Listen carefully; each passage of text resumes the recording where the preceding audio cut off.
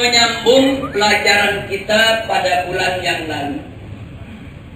Di Syahrul Madhi, di bulan yang lalu, kita sudah mempelajari tentang bid'ah, di mana kita pelajari tentang betapa Islam itu agama yang sempurna. Kemudian betapa kesempurnaan Islam itu, maka Islam menolak untuk ditambah-tambahi, dikurang-kurangi atau diubah-ubah. Kemudian kita bicara tentang mafhumul bid'ah, baik secara lughat, uruf maupun syar'i. Kemudian kita tunjukkan bagaimana madzhabul ulama fil bid'ah, bagaimana pendapat Ibn Taimiyah, Wasyaukani, Wassan'ani rahimahumullah, dan bagaimana pendapat jumhur ulama, dan bagaimana pula pendapat Al-Imam Asy-Syafi'i. Yang intinya bahwa ada perbedaan pendapat di antara ulama tentang definisi al-bid'ah. Kemudian kita juga sudah mempelajari tentang hadis-hadis bid'ah, baik yang diriwayatkan oleh Jabir maupun Abbas dalam Sahih Muslim atau Musnad Ahmad, Nasa'i dan lain sebagainya. Kemudian kita lihat juga hadis yang diriwayatkan oleh Sayyidatuna Aisyah maupun Jarir radhiyallahu anhum jami'an, yaitu tentang persoalan bid'ah. Hadis bid'ah hanya ada 4, tapi ulama berbeda pendapat di dalam menginterpretasikannya. Kemudian setelah itu kita sudah pelajari tentang al-madhhabul awal ma'ahadithil bid'ah. Bagaimana Syekh Islam Ibn Taimiyah, Imam Syaukani, Imam Sun'ani, yaitu mentakwilkan daripada hadis-hadis bid'ah. Sementara bagaimana pula al-madhhabul tsani, yaitu madhhabul jumhur, di dalam mentakwilkan hadis-hadis bid'ah. Dan selanjutnya sudah kita bahas, yaitu tentang apa yang disampaikan oleh Al-Imam Nawawi tentang kalimat qul di dalam Al-Quran yang terkadang bermakna amun mahsub. Nah, kemudian kita juga sudah mempelajari tentang al-madhhabut tsalits yang digambarkan oleh Imam Syatibi rahimahullahu ta'ala, dan bagaimana pemahamannya soal hadis bid'ah. Tidak sampai di situ, kita jelaskan juga al-khilaful lafzi baina Syatibi wal jumhur. Nah, kemudian setelah itu kita sudah bicara tentang bid'atus sahabat fi hayatin Nabi. Di sana ada alladzi ankarahun Nabi, ada juga di sana ma'atbatahun Nabiyyu sallallahu alaihi wasallam. Jadi ada bid'ah sahabat dalam kehidupan Nabi yang ditolak oleh Nabi. Kemudian ada lagi bid'ah sahabat yang dikuatkan oleh Nabi, diterima oleh Nabi, seperti apa yang dilakukan oleh Bilal. Setiap selesai wudu selalu melaksanakan sholat 2 rakaat, setiap hadas selalu wudu, dan seterusnya. Nah, kemudian itu sudah kita jelaskan panjang lebar sampai kita berikan 10 bukti dalam hadis-hadis Nabi kita Muhammad sallallahu alaihi wasallam. Nah, selanjutnya kita juga sudah menjelaskan bagaimana bid'atus sahabat ba'da wafati Rasulullah sallallahu alaihi wasallam. Ada yang diingkari oleh mereka, ada juga yang diterima oleh mereka, dan tidak ada yang mengingkarinya.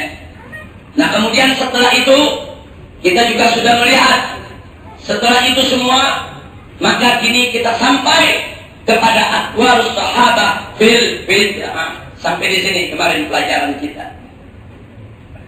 Aqwalus sahabat fil bid'ah. Mari kita lihat bagaimana ucapan-ucapan, perkataan-perkataan para sahabat tentang al-bid'ah. Yang pertama, Sayyidina Abu Bakar As-Siddiq wa Zaid bin Thabit radhiyallahu ta'ala anhuma hina iktaraha Umar bijam'il Qur'an wa ja'lihi fi mushafin faqala ittaqillah kaifa af'alu syai'an lam yaf'alhu Rasulullah. Jadi waktu Sayyidina Umar menyarankan supaya Al-Quran itu dibuatkan menjadi satu mushaf saja agar menjadi pegangan buat umat Islam, apa kata Sayyidina Abu Bakar Siddiq radhiyallahu ta'ala anhu kepada Sayyidina Umar bin Khattab? radhiyallahu taala anhu, beliau mengatakan, ittaqillah, takutlah engkau ya Umar kepada Allah. Kenapa? Kaifa af'alu syai'an? Bagaimana aku boleh melakukan suatu pekerjaan lam yaf'alhu Rasulullah, yang Rasulullah tidak pernah kerjakan? Artinya menurut Sayyidina Abu Bakar Siddiq, mengumpulkan ayat-ayat Al-Quran dalam satu mushaf yang tidak pernah dikerjakan oleh Nabi adalah bid'ah yang tidak boleh dilakukan oleh umat Islam pada awalnya. Tapi setelah Abu Bakar Siddiq karena yastaghfiru rabbah, setelah istigharah minta petunjuk kepada Allah, wallahu subhanahu wa ta'ala yasrah sadrahu, Allah lapangkan dadanya, tenangkan hati dan jiwanya. Akhirnya Sayyidina Abu Bakar Siddiq menerima saran Sayyidina Umar. Saya tidak mencerita soal sejarah bagaimana Al-Quran itu dikumpulkan, tapi yang menarik, ternyata Sayyidina Abu Bakar pada awalnya menganggap pembuatan mushaf Al-Quran adalah bid'ah. Begitu juga Zaid bin Thabit. Tatkala Sayyidina Abu Bakar Siddiq menunjuk Zaid, saudara, sebagai apa? Sebagai ketua panitia pengumpulan Al-Quran. Kenapa Zaid? Karena Zaid hafal Al-Quran dan orang yang hadir pada terakhir kali tatkala Jibril datang kepada Nabi untuk menjelaskan mana ayat yang nasikh, mana yang mansukh, dan seterusnya. Tapi apa jawab Zaid? Sama. Zaid mengatakan kepada Abu Bakar dan Umar, takutlah kalian berdua kepada Allah. Bagaimana mungkin aku melakukan sesuatu yang tidak pernah dilakukan oleh Rasulullah? Kemudian Sayyidina Abu Bakar Siddiq radhiyallahu taala anhu mengingatkan kepada Zaid, ya Zaid, pada awalnya juga aku punya pendapat seperti itu. Pada awalnya juga menurut hematku seperti itu. Coba istaghfir rabbak, minta petunjuk Tuhanmu. Akhirnya Zaid setelah istigharah, Allah subhanahu wa ta'ala dan yasrah sadra, dan akhirnya menerima usulan tersebut, sudah. Nah ini supaya kita tahu. Jadi ucapan Sayyidina Abu Bakar tadi maupun ucapan Zaid menunjukkan bahwa apa yang tidak pernah dilakukan oleh Nabi adalah bid'ah. Tapi kemudian kenapa beliau terima? Karena mereka melihat ini manfaat buat umat, maslahat buat umat. Tidak mungkin bid'ah semacam ini dilarang oleh Nabi. Dan sini artinya pandangan terhadap bid'ah mulai terbelah. Artinya terbelah apa? Tidak semua bid'ah itu madmumah. Tidak semua bid'ah itu dhalalah. Ternyata ada bid'ah yang akhirnya dilakukan, disetujui oleh para sahabat, bahkan diikuti oleh umat Islam hingga hari ini, sudah. Yang kedua, Sayyidina Umar ibn Khattab radhiyallahu ta'ala anhu, hina jama'an nasa fi salati tarawih bi imamin wahid muayyan, qala radhiyallahu ta'ala anhu, ni'matul bid'ah hadhihi. Jadi dulu di zaman Nabi, saudara, Nabi sholat tarawih di masjid. Tarawih, cuman tarawihnya tidak seperti sekarang ini. Sahabat tarawihnya sendiri-sendiri dalam masjid, mutafarriqin, sudah. Nabi sholat malam pertama, sahabat ikut. Nabi sholat malam kedua Ramadan, sahabat ikut. Nabi sholat malam ketiga, sahabat ikut. Malam keempat Nabi gak keluar, sudah. Sahabat tungguin. Sampai begitu sahabat menanyakan, akhirnya Nabi menyampaikan, aku khawatir kalau ini diteruskan nanti menjadi kewajiban atas kamu sekalian. Sahabat bertanya, kata Nabi, kalau aku jawab ya untuk melaksanakan sholat tarawih, nanti kalian anggap wajib. Nah, jadi Nabi tidak pernah lagi sholat berjamaah di masjid, saudara, untuk sholat tarawih. Tidak dilakukan oleh Nabi, tidak dilakukan oleh Sayyidina Abu Bakar Siddiq. Tapi begitu zaman Sayyidina Umar ibn Khattab, Sayyidina Umar melihat di masjid penuh orang sholat tarawih, sendiri-sendiri, berkelompok-kelompok. Di sana sekelompok, sini sekelompok, pada sholat tarawih. Akhirnya disatukan oleh Sayyidina Umar. Kata Sayyidina Umar, alangkah indahnya kalau mereka aku satukan semua di bawah satu imam. Akhirnya semua disatukan, dipilih satu imam untuk mengimami. Maka semenjak zaman Sayyidina Umar sampai hari ini, itu terus berlangsung, saudara. Dan sahabat nggak menentang. Nggak ada sahabat yang mengatakan Sayyidina Umar itu dolal, Sayyidina Umar itu ashabus syar. Nggak ada, saudara. Sayyidina Umar mengakui ini bid'ah.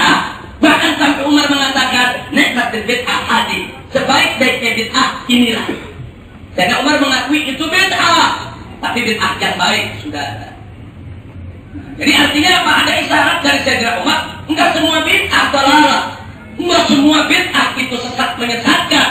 Ada bid'ah, saudara, yang harus dipertimbangkan dengan dalil-dalil syariat. Ya kalau dia sesuai dengan kaidah-kaidah syariat, enggak boleh untuk kita tolak, saudara. Yang ketiga, mari kita lihat Sayyidina Abdullah ibn Mas'ud radhiyallahu taala anhu. Nah, ini menarik. Kita kalau sholat di rakaat pertama mau naik ke kedua, saudara, itu kan biasanya ada jilsatul istirahat, duduk sebentar diri. Begitu juga dari rakaat ketiga mau ke empat. Dalam mazhab Syafi'i itu ada jilsatul istirahat. Ini sudah dilakukan dari zaman sahabat. Tapi apa kata Sayyidina Abdullah ibn Mas'ud radhiyallahu taala anhu? Abdullah ibn Mas'ud mengatakan innaha bid'ah. Coba lihat, saudara. Karena menurut Ibn Mas'ud, aku nggak pernah lihat Rasulullah lakukan itu. Aku sepanjang sholat bersama Nabi, aku nggak pernah lihat Nabi jilsatul istirahat. Jadi menurut Abdullah ibn Mas'ud itu adalah bid'ah. Tapi menurut sahabat yang lain tidak. Sahabat yang lain mengatakan kami rasakan itu. Jadi ada perbedaan-perbedaan. Intinya seorang sahabat kalau lihat satu perbuatan Nabi nggak pernah kerjain, yang mereka sebut bid'ah, sudah. Nah kemudian mari kita lihat Sayyidina Abdullah ibn Sayyidina Umar radhiyallahu taala anhuma. Laqad ankara al-adhan al-awwal fi yaum al-jum'ah alladhi sannaha Utsman ibn Affan radhiyallahu taala anhu wa ankara salat ad-duha. Jadi menarik, Abdullah ibn Umar yang dikenal sebagai sahabat yang sangat mensuri tauladani Nabi, saudara, ternyata menolak salat duha. Dia katakan salat duha itu bid'ah. Salat duha itu tidak ada. Semua sahabat mengatakan ada. Berdasarkan riwayat Sayyidatuna Aisyah radhiyallahu taala anha. Tapi Abdullah ibn Mas'ud enggak mau terima, saudara. Enggak sampai di situ. Sayyidina Utsman ibn Affan radhiyallahu taala anhu yang pertama kali bikin azan 2 kali pada hari Jumat, saudara. Banyak sahabat yang kumpul ketika itu, enggak ada yang menolak. Enggak ada yang maki-maki Sayyidina Utsman. Saudara, jumhur sahabat diam dan menerima. Tapi Abdullah ibn Umar tetap menolak. Abdullah ibn Umar mengatakan innaha bid'ah. Ditolak oleh Abdullah ibn Umar. Tapi Utsman tetap melakukannya, sahabat yang lain tetap melakukannya, saudara. Wa Sayyidina Utsman ahadul khulafa'ir rasyidin. Alaikum bisunnati kata Nabi wa sunnatil khulafa'ir rasyidin al-mahdiyyin. Wajib atas kamu sekalian berpegang teguh kepada sunnahku dan sunnah khulafa'ir rasyidin. Nah, jadi kita bisa lihat ini pandangan-pandangan sahabat, saudara, tentang bid'ah. Nah, ada lagi yang tidak kalah menarik, yaitu Abu Umamah al-Bahili radhiyallahu taala anhu. Abu Umamah al-Bahili, saudara,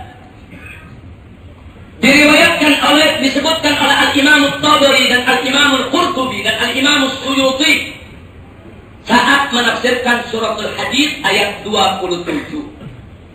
Apa kata Abu Umamah?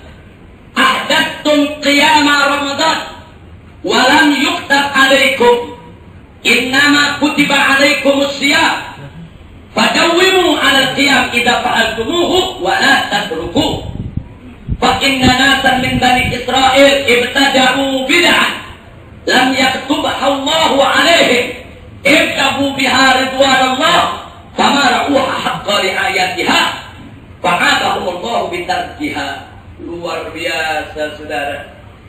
Abu Umamah lagi ngasih tahu kepada para tabi'in, ahdatsum qiyama Ramadan, kepada para sahabatnya dan juga kepada para tabi'in. Artinya apa? Kalian ini sudah buat sesuatu yang baru berkaitan dengan qiyam Ramadan. Artinya kalian ini sudah bikin bid'ah yang dulu Nabi nggak pernah kerjakan. Maksudnya sholat tarawih, walam yuktab alaikum, Allah nggak pernah mewajibkan untuk kalian. Nah kemudian apa? Innama kutiba alaikumus siyam, yang diwajibkan oleh Allah atas kamu puasa Ramadannya. Puasa Ramadannya yang wajib, bukan tarawihnya.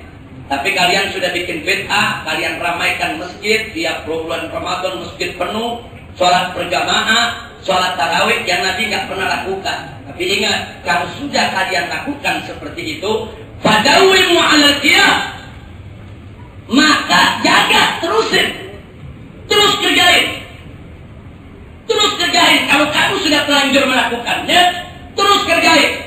Wala tatruku, jangan sekali-kali kamu tinggalkan. Kenapa beliau mengingatkan fa inna nasan min bani Israil?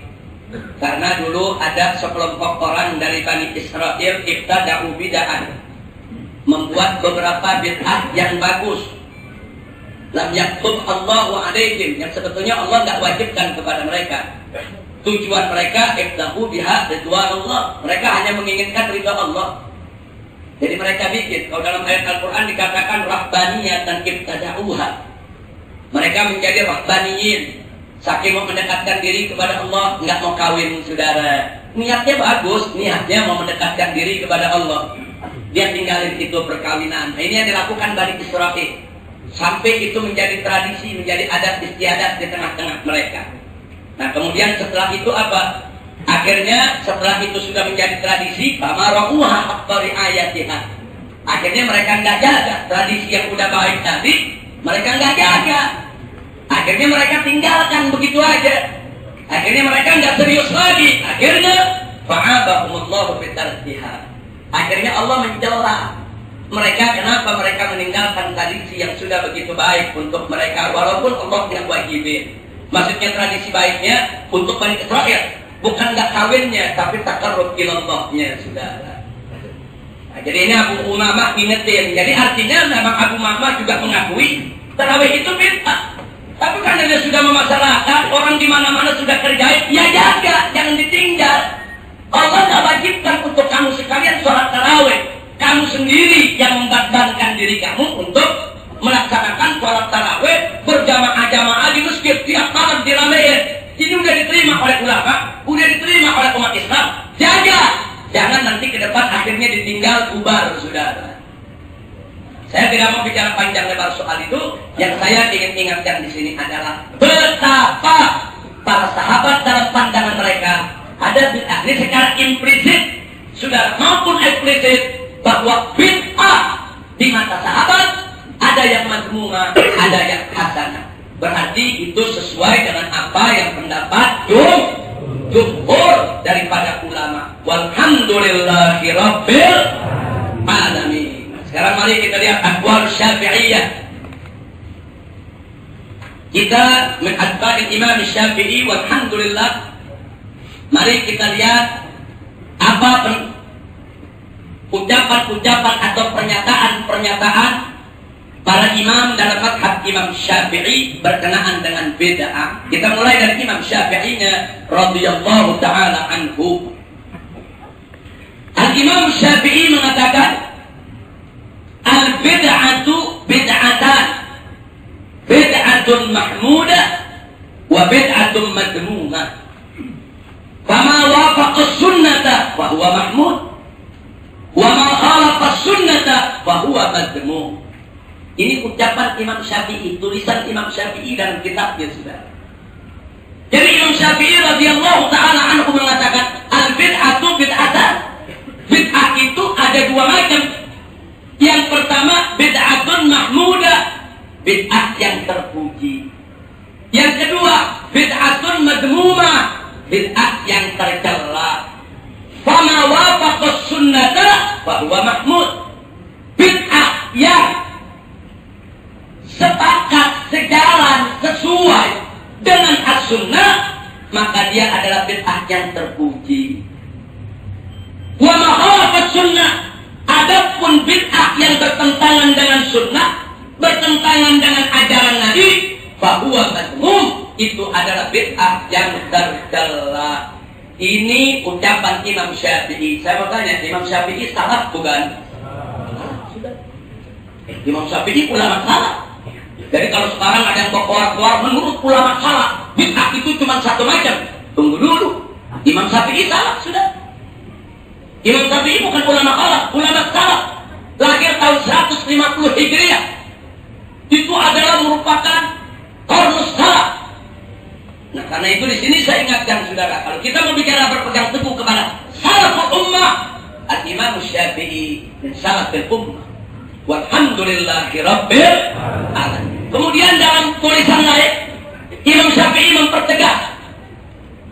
Al-Imam Syafi'i radhiyallahu taala anhu mengatakan, al-muhdatsatu darban.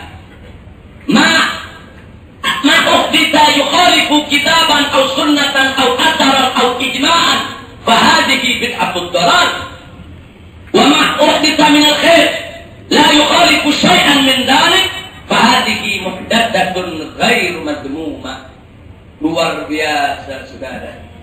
Jadi Imam Syafi'i mengatakan apa? Hal-hal yang baru itu ada dua macam. Hal yang baru maksudnya yang nggak pernah dikerjakan Nabi. Ada dua macam. Yang pertama, hal yang baru yang bertentangan dengan kitab, dengan Al-Quran, sunnah dengan hadis Nabi, asar dengan apa yang ditinggalkan oleh para salaf kita, saudara. Ijma, saudara. Kalau ada sesuatu yang baru bertentangan dengan Al-Quran, As-Sunnah, Asar dan ijma, fahadihi bid'atud dhalal. Inilah yang disebut bid'ah dhalalah. Selanjutnya kata Imam Syafi'i, ada pun sesuatu yang baru daripada hal-hal yang baik yang tidak bertentangan dengan Al-Quran, tidak bertentangan dengan Sunnah, tidak bertentangan dengan asar salaf, tidak bertentangan dengan ijma, maka kata Imam Syafi'i itu ghair mazmumah, itu tidak tercela. Nah, jadi saya pikir kalau ada yang nanya siapa yang bagi bid'ah itu menjadi dua, bukan ulama sekarang, dari dulu saudara. Dari zaman sahabat pun pembagiannya sudah ada. Hanya saja secara disiplin keilmuan memang sahabat belum membagi secara sistematis. Sistematika itu, redaksional yang sistematis itu datang belakangan saudara. Nah, ternyata di zaman Imam Syafi'i pembagian sistematis itu sudah terjadi. Alhamdulillah. Berarti yang mengatakan bid'ah ada dua macam. Ada bid'ah yang mahmudah terpuji, ada bid'ah yang mazmumah tercela. Adalah salaf kita saudara. Alhamdulillahi rabbil alamin. Kira-kira jelas tidak? Jelas tidak? Baik, sekarang kita lihat Al-Imam Ibn Hajar Al-Asqalani, Syekhul Muhaddithin, yang mengarang kitab Fathul Bari, yang mensyarahkan kitab Sahihul Bukhari, ulama besar ahli hadis. Ini luar biasa. Apa beliau katakan saudara?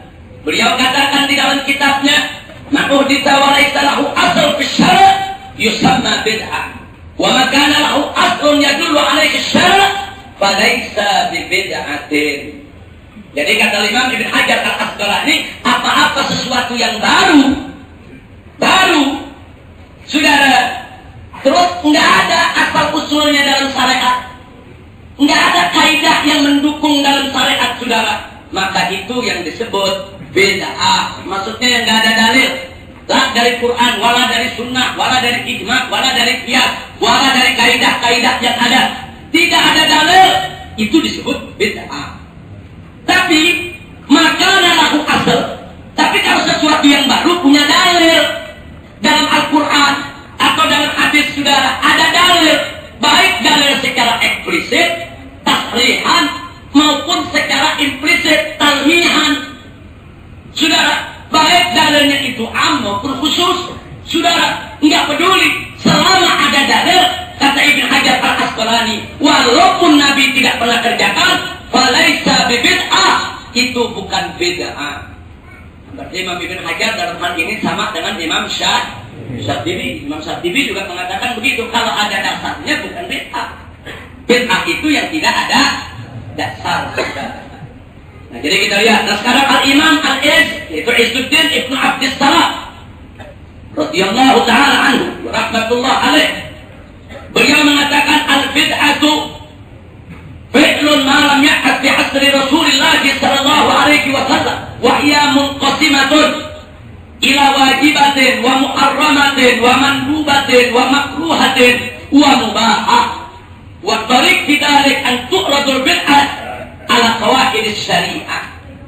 Jadi Imam Izzuddin Ibnu Abdissalam mengatakan bid'ah itu ialah satu perbuatan yang tidak pernah dilakukan di zaman Nabi Muhammad Sallallahu Alaihi Wasallam. Wahya munqasimatun, dan bid'ah itu terbagi-bagi. Ada yang wajib, ada yang haram, ada yang mandub atau sunnah, ada yang makruh, ada yang mubah. Wa tariq bidzalik, untuk mengetahui itu antuk radul bid'atu, bid'ah itu harus ditimbang dulu ala qawaidis syariah. Jadi bid'ah itu ditimbang di syariat. Kalau ditimbang ternyata bertentangan dengan Al-Quran dan Sunnah, kemudian mengarah kepada hukumnya haram, ya bid'ah haram. Kalau setelah ditimbang dalam kaidah syariat ternyata mengarah hukumnya kepada makruh, ya bid'ah makruh. Kalau setelah ditimbang di dalam mizan syariat, timbangan syariat, ternyata hukumnya mengarah kepada mubah, dia jadi bid'ah mubah. Kalau setelah ditimbang, saudara, di dalam mizan syariat, ternyata bid'ah tersebut mengarah, ada korina yang mengarahkan kepada hukum sunnah, saudara, maka menjadi bid'ah yang sunnah, dan seterusnya dan seterusnya.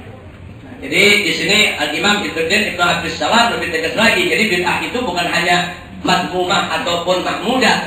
Bid'ah itu ada yang wajib, ada yang haram, ada yang makruh, ada yang sunnah, ada yang mubah, tergantung dalilnya. Alhamdulillah. Ini ulama-ulama mazhab Imam Syafi'i sudah. Ini ulama-ulama besar. Nah, jadi jangan sembarangan kita mengatakan semua bid'ah itu sesat, bid'ah kadang baik. Yang mengerjakan bid'ah atau mengatakan bid'ah ada dua, mereka min ahlil dhalal, mereka min ahlil bidah. Berarti Imam Syafi'i min ahlil bidah. Berarti Imam Ibnu Hajar Al-Asqalani min ahlil bidah. Berarti Imam Izzuddin Ibnu Abdus Salam yang diakui oleh ulama, saudara, sultanul ulama, berarti min ahlil bidah. Na'udzubillah min hadzal kalam al-badhi. Na'udzubillah min dzalik. Baik, sekarang mari kita lihat aqwalul ahnaf wal malikiyah bil bid'ah. Bagaimana pendapat ulama-ulama, saudara, di kalangan Ahnaf maupun Malikiyah, itu mazhab Hanafi maupun Maliki. Nah, pertama, saudara, Ibnu Abidin Al-Hanafi. Siapa yang tidak kenal Al-Imam Ibnu Abidin, saudara? Beliau mengatakan al-bid'atu khamsatu aqsam. Bid'ah itu ada 5 macam. Pertama, muharramah. Kemudian dia jelasin apa itu bid'ah muharram. Yang kedua, kata beliau wajibah. Kemudian beliau juga jelaskan bagaimana itu bid'ah yang wajib. Sengaja di sini saya ambil hanya bagian-bagian pembagiannya. Saya tidak ambil semua titik-titik, berarti ada penjelasan-penjelasan berikutnya sudah. Jadi Ibnu Abidin terang-terangan mengatakan bid'ah itu ada 5. Ada bid'ah yang muharramah, yang wajibah, yang mandubah, yang makruhah, yang mubahah. Nah, karena itu salah satu ulama dari kalangan mazhab Syafi'i, yaitu Asy-Syaikh Abu Bakar Al-Mullah Hanafi, mengatakan qad dzakara ulama anna al-bid'ata ila naw'ain maqsumatan ihdahuma mamduha wal ukhra madmuma. Jadi ada ulama dalam mazhab Abu Hanifah mengatakan bahwa para ulama dalam mazhab kami telah mengatakan bahwa bid'ah itu terbagi menjadi 2. Yang pertama terpuji, yang kedua tercela. Ini diakui dalam mazhab Hanafi. Nah, kemudian kita lihat Al-Imam Al-Qurtubi. Ini yang mengarang kitab tafsir Qurtubi. Beliau bermadhab Maliki. Apa beliau katakan? Tatkala beliau menerangkan hadis Jarir yang sudah kita baca pada bulan lalu, man sanna fil islami sunnatan hasanatan falahu ajruha wa ajru man amila biha ila akhir hadis. Sudah. Imam Qurtubi mengatakan wa hadza isyaratun ila mabtudi'a min qabihin wa hasan. Kata Imam Al-Qurtubi, hadis ini menjadi isyarat yang jelas bahwa bid'ah itu ada yang qabih, ada yang hasan, saudara. Ada bid'ah yang jelek tercela, tapi ada bid'ah yang bagus, saudara. Alhamdulillah. Nah, sekarang mari kita lihat mazhab Hambali. Aqwalul Hanabilah fil bid'ah. Kita mulai dari Al-Imam Ibnul Jauzi rahimahullah. Ibnul Jauzi itu Hambali, saudara. Kalau kemarin kita lihat Ibn Taimiyah, saudara, mengatakan kalau apa saja yang tidak pernah dilakukan oleh Nabi itu semua bid'ah. Tanpa ada pertimbangan bid'ah hasanah maupun madmumah, semuanya madmumah. Nah, apa semua ulama Hanabilah seperti itu? Ternyata tidak, saudara. Al-Imam Ibnul Jauzi ini salah satu imam dalam mazhab daripada Imam Ahmad mengatakan wal aghlabu fil mubtadi'at annaha tusadimu syari'ah bil mukhalafah. Kebanyakan bid'ah itu menabrak syariat. Kebanyakan. Kalau kebanyakan berarti semua bukan? Bukan. Terus beliau katakan wa qad jarat muhdatsatun la tusadimu syari'ah. Beliau katakan sudah kejadian, fakta, kenyataan bahwa di sana ada hal-hal yang baru yang merupakan bid'ah dan dia tidak bertentangan dengan syariat. Ini beliau tuliskan dalam kitab Talbisul Iblis halaman 7 sudah. Jadi Imam Ibnu Jauzi ini terkenal sebagai seorang imam, syekh, alim, saudara, muhaddis di dalam mazhab Imam Ahmad ibn Hanbal Asy-Syaibani. Kemudian yang kedua Ibn Rajab Al-Hambali. Nah, Ibn Rajab ini yang mengarang kitab Jami'ul Ulum wal Hikam. Sudah. Nah, beliau mengatakan apa? Al-muradu bil bid'ah ma'uhditha mimma la aslahu fi syari'ah yadullu alaih wa amma ma kana lahu aslun fi syara' yadullu alaihi falaysa bi bid'atin syar'an. Jadi beliau katakan yang dimaksud dengan bid'ah itu adalah apa-apa yang baru yang tidak ada dasarnya dalam syariat. Tapi apa yang ada dasarnya dalam syariat, maka dia bukan bid'ah. Baik, berikutnya Syekh Muhammad bin Abdul Wahhab.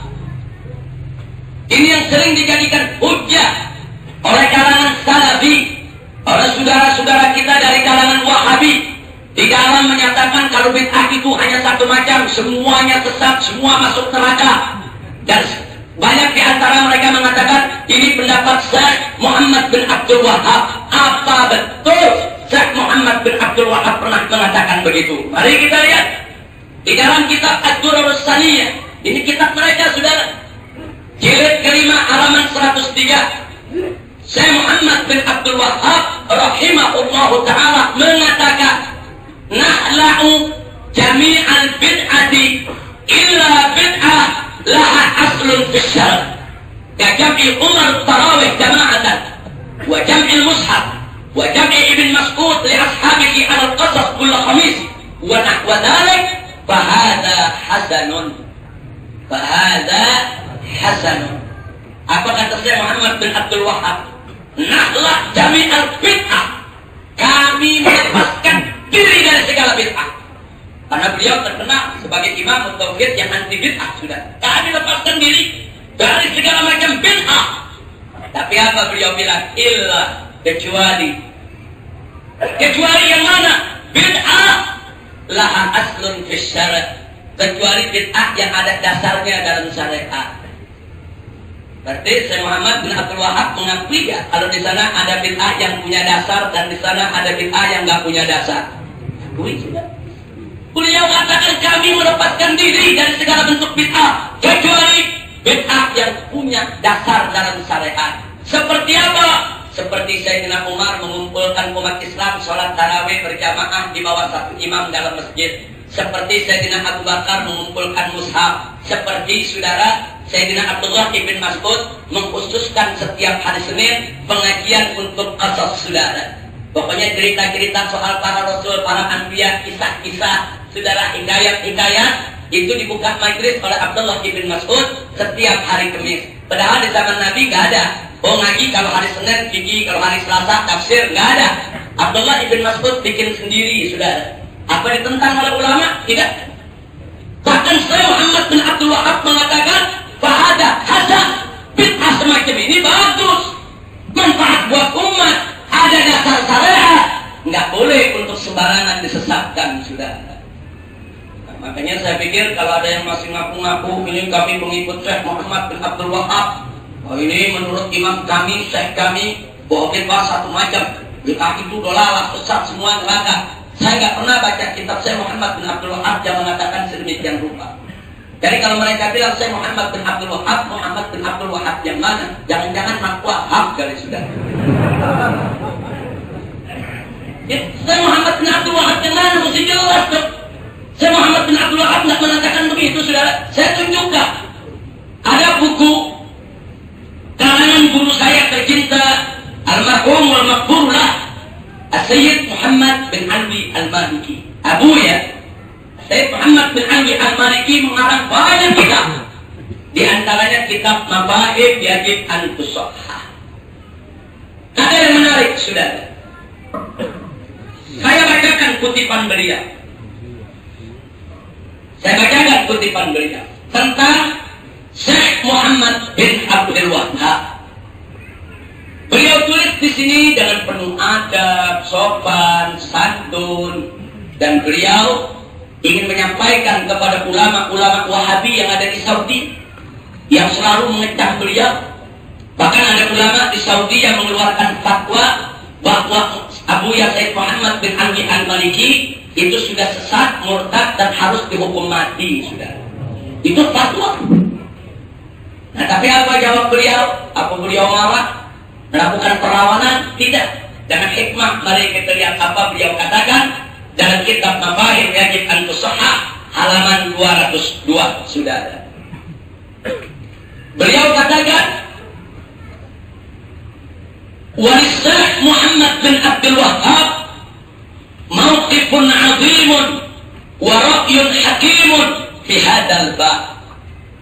Jadi kata beliau, Syekh Muhammad bin Abdul Wahhab itu punya posisi yang begitu bagus, pandangan yang begitu arif dan bijak dalam persoalan ini. Wa khususnya binisbati li ba'dil alfadil mustahirah 'alal alsinah.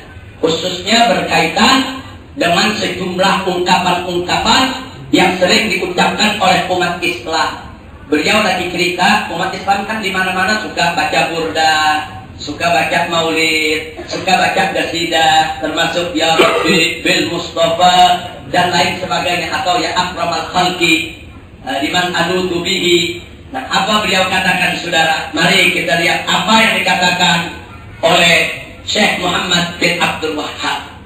Di sini Abu Sayyid Muhammad bin Ali Al-Maliki mengatakan, wa huwa imamut tauhid wa rasul muwahhidin. Inilah sang imam tauhid, maksudnya Syekh Muhammad bin Abdul Wahhab, wa rasul muwahhidin, dan pimpinan kelompok yang begitu membela tauhid. Yaqulu kalimatahu sadida bi hikmatihi rasyidah, mengucapkan kalimat-kalimatnya, saudara, yang lurus, yang benar, yang bagus, yang penuh dengan hikmah, allati bisababi antasyarat dakwatuhu bainal anam, yang dengan kelembutannya itu akhirnya dia punya dakwah menyebar. Cuman sayang, sejuta sayang, kemudian pada hari belakangan orang banyak mencatut namanya untuk pandangan-pandangan yang justru bertentangan dengan pandangan ulama salaf, saudara. Mari kita bacakan. Di sini dikatakan, berkata Syekh Muhammad bin Abdul Wahhab, saudara, apa kata beliau rahimahullah? Idza tabayyana hadza, kalau ini sudah menjadi jelas, fal masailul lati sanna biha minha ma huwa min al-buhtan al-zahir. Jadi Syekh Muhammad bin Abdul Wahhab sedang memberi berita lewat tulisan kepada para muridnya bahwa di sana ada masalah-masalah yang dibuat-buat menjadi fitnah untuk dirinya.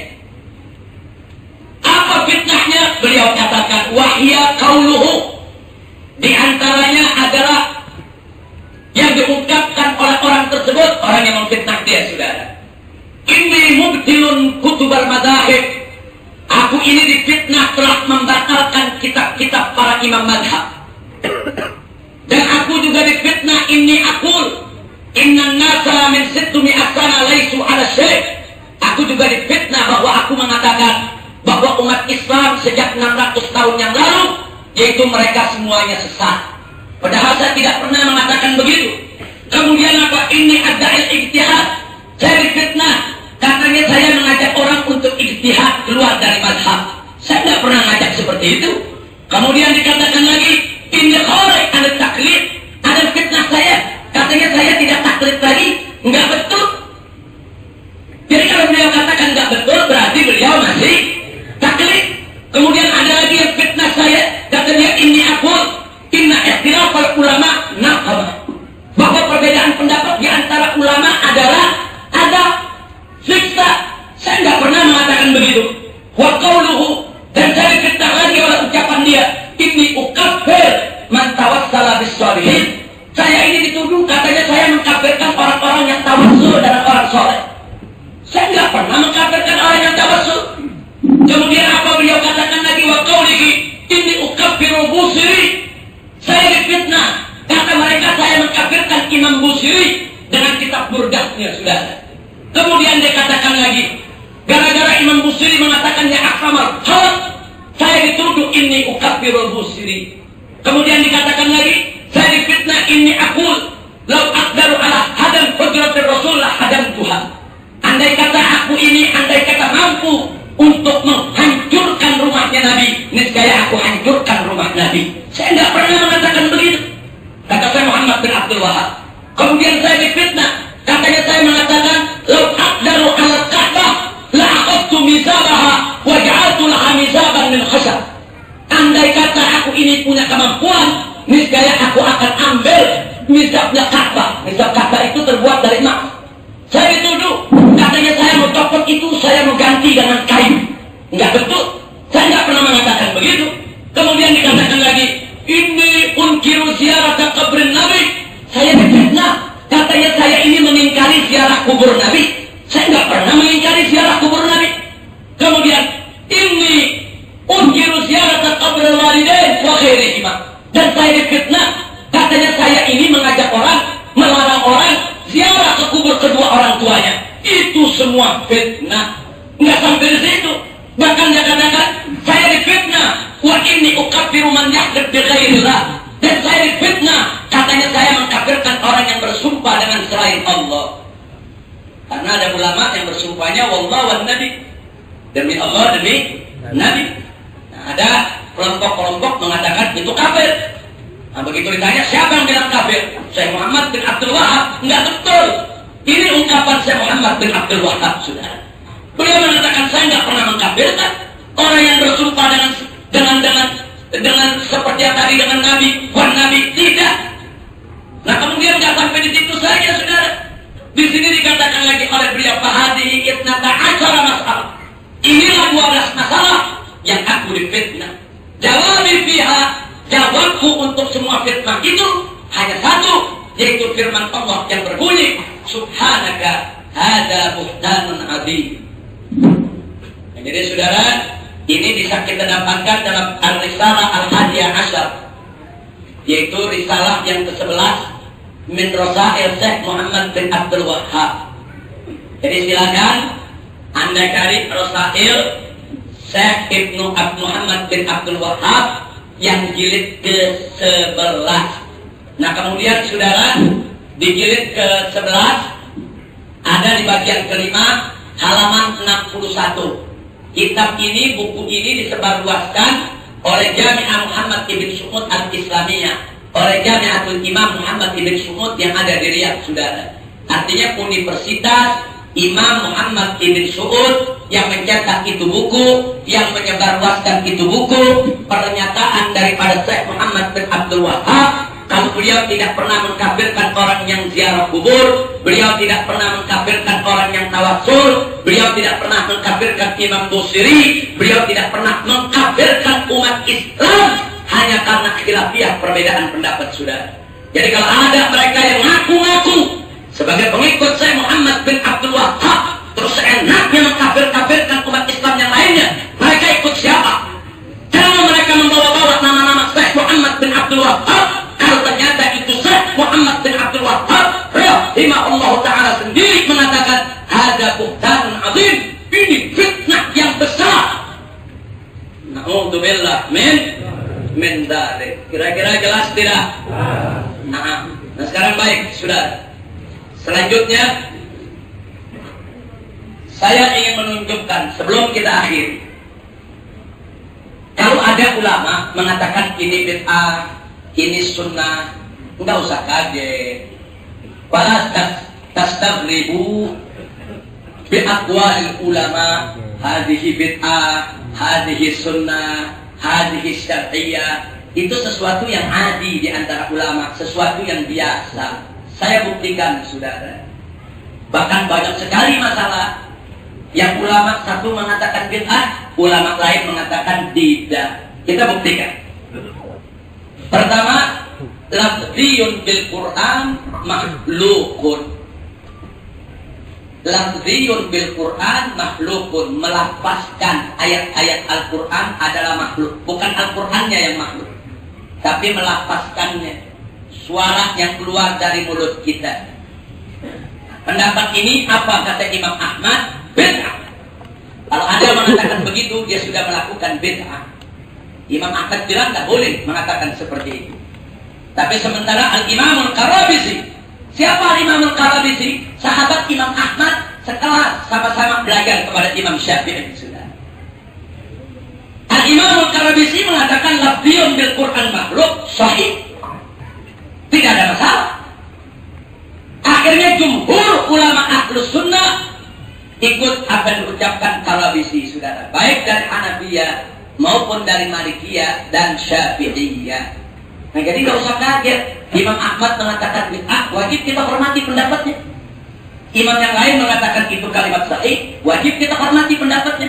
Soal kita mengikut mana itu urusan lain, sudah. Nah, kemudian yang kedua, talaqul sifat lillah. Kita kan kalau belajar suka kita bilang ini sifat Allah, itu sifat Allah, sifat-sifat Allah begini, sifat Allah begitu. Kata Imam Ibn Hazm, bid'ah. Nggak boleh kita katakan sifat Allah itu begini, begitu, dan lain sebagainya. Nanti sifatnya jadi berbilang. Jadi Ibn Hazm mengatakan zat Allah itu satu, selesai.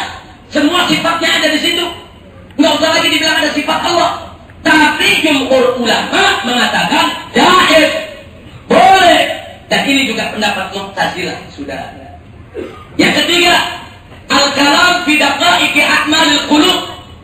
Bagaimana kalau orang bicara tentang hal-hal yang mendalam urusan hati, saudara, seperti yang dilakukan oleh ulama sufi. Imam Ahmad mengatakan bid'ah. Jangan dalam-dalam kalau bicara soal apa namanya hati. Seperti Imam Syafi'i kalau udah bicara hati dalam, sudah. Imam Ghazali kalau udah bicara itu dalam. Kita bisa lihat dalam kitab Ihya Minhajul Abidin dan lain sebagainya, saudara. Kata Imam Ahmad bid'ah. Tapi kata Al-Imam Al-Muhasibi jaiz, dan jumhur ikut Muhasibi, sudah. Kemudian yang berikutnya nomor 4, at-talaffuz bin niyyah fi shalah, melafazkan niat untuk salat. Usolli fardhal maghribi 3 raka'atin mustaqbilal qiblati adaan ma'muman lillahi ta'ala. Menurut Ibn Taimiyah bid'ah. Menurut mazhab Malik marjuh, itu pendapat lemah. Menurut jumhur termasuk mazhab Syafi'i mustahab, disukai, dianjurkan, saudara. Anda kalau baca kitab Fatawa Ibn Taimiyah tentang talaffuz bin niyyah, Ibn Taimiyah mengatakan talaffuz bin niyyah itu bid'ah. Nabi tidak pernah lakukan, salaf tidak pernah lakukan. Barang siapa ada yang melakukannya, maka wajib ditegur, wajib diingkari. Nah, kalau dan yustatab, harus disuruh bertobat. Kalau dia nggak mau tobat, putir, maka boleh dibunuh. Itu pendapat Ibn Taimiyah, sudah. Jadi nggak usah kaget lihat pendapat begitu. Ini wacana pendapat. Dari kulli alim sillah, setiap orang alim ada silahnya. Nggak ada orang alim yang sempurna, saudara. Kecuali Nabi kita Sayyidina Muhammad Sallallahu Alaihi Wasallam. Jadi Ibn Taimiyah mengatakan talaffuz bin niyyah bid'ah. Tapi jumhur ulama mengatakan mustahab. Sekarang yang kelima, al-jahr bil basmalah fi shalatil jahriyah. Jadi kalau dalam salat jahriyah seperti salat maghrib, isya dan subuh, bagaimana jahr bil basmalah? Bismillahirrahmanirrahim. Dia jaharkan. Menurut Al-Imam An-Nakhai bid'ah. Tapi menurut Al-Imam Malik makruh. Menurut Al-Imam Syafi'i sunnah. Jadi ternyata ulama nggak sepakat. Yang ini bilang bid'ah, yang ini bilang sunnah. Yang satunya lagi bilang bid'ah, yang lain bilang jaiz. Jadi nggak usah kaget perbedaan begitu, sudah. Nah, kemudian baik yang keenam, al-qunut di salat subuh. Baca qunut di dalam salat subuh. Nah, mazhab Hambali bid'ah. Mazhab Hanafi ghair masyru', tidak disyariatkan. Mazhab Maliki dan Syafi'i mustahab, disukai, dianjurkan, sunnah. Kemudian kita lihat yang ketujuh, al-qunut fil witr tulas sana. Membaca qunut dalam salat witir sepanjang tahun. Sudah, jadi tiap salat witir dia qunut, tiap salat witir dia qunut, sudah. Nah, di sini dikatakan, saudara, Menurut Tawus, bid'ah membaca witir, membaca kunut setiap sholat witir, saudara. Kemudian menurut jumhur, saudara, atau menurut Malikiyah, Wasyafi'iyah, ghair masyru', tidak disyariatkan. Dalam mazhab Syafi'i, kunut witir itu hanya dilakukan 15 hari terakhir separuh bulan Ramadan. Selain itu witir tidak ada kunut. Tapi kalau mazhab Imam Ahmad, setiap witir ada kunut. Sudah. Nah, kemudian menurut Hanafi dan saudara dan Hambali mustahab. Jadi giliran Tawus bilang bid'ah, justru Hambali mengatakan sunnah. Nomor 8. Jalsatul istirahat, duduk istirahat. Dari rakaat pertama mau berdiri ke rakaat kedua ada duduk sebentar. Dari rakaat ketiga mau berdiri ke rakaat keempat ada duduk sebentar. Menurut Ibn Mas'ud bid'ah, menurut jumhur ghair mustahab, tapi menurut mazhab Syafi'i mustahab, sunnah.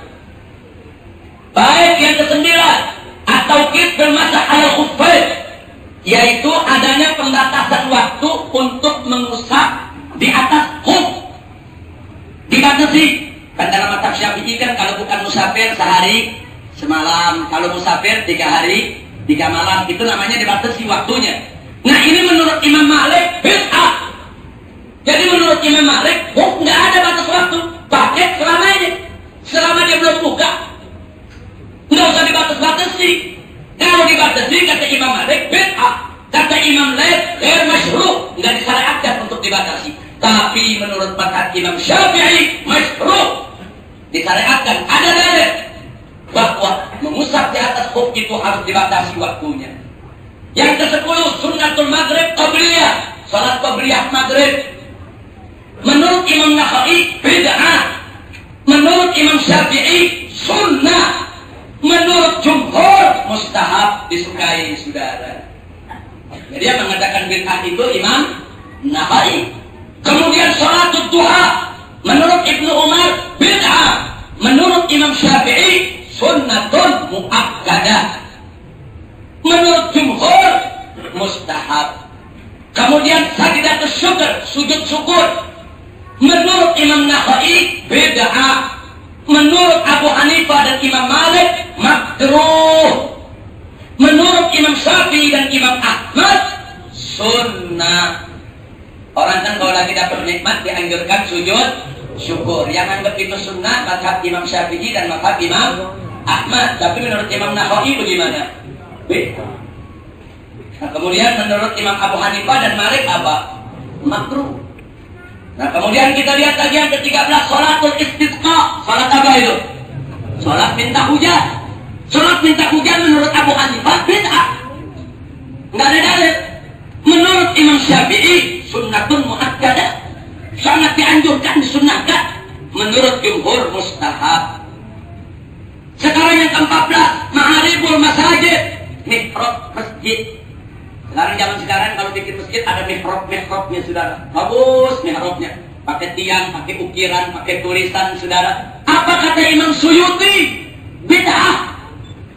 Ini Imam Suyuti ini ulama besar dalam mazhab Syafi'i. Enggak disangka-sangka Imam Suyuti bilang bid'ah, saudara. Kemudian apa? Aktsar salaf, kebanyakan ulama salaf mengatakan makruh. Tapi aktsar khalaf, kebanyakan ulama khalaf mengatakan jaiz, boleh. Kemudian yang ke-15, ad-du'a ba'da salam minas shalah. Setelah sholat, saudara salam, habis salam baca doa. Menurut Ibnu Qayyim, murid Ibnu Taimiyah bid'ah. Menurut Imam Syafi'i sunnah. Menurut jumhur mustahab. Yang ke-16, raf'us shaut bitakbir fil id, mengangkat suara baca takbiran saat hari raya. Allahu Akbar, Allahu Akbar. Itu kan kita keraskan suara, sudah, biar kedengaran kemana-mana. Nah, ini apa kata Abu Hanifah? Bid'ah. Kata Syafi'i sunnah, jumhur mustahab, sudah. Nah, kemudian mari kita lihat lagi 17, akikah. Tahu akikah? Menyembelih 2 ekor kambing kalau punya mendapatkan anak laki-laki. Kalau anak perempuan seekor kambing. Apa namanya? Aqiqah. Al-aqiqah. Kata Abu Hanifah bid'ah. Nggak ada itu aqiqah.